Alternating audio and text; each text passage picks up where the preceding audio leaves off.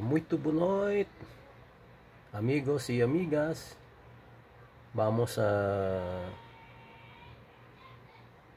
aprender português.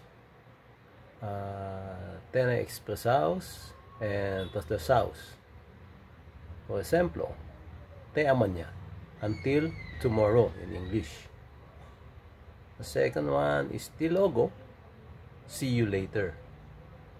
And it's in Spanish, it is hasta luego. And I still have one here, ahora de madrugada, or after midnight. So these three expressions are widely used in these countries who speaks Portuguese. So see you later, and boa noite, amigos y amigas.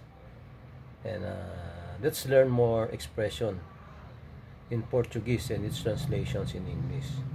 And I hope we can carry out conversations later.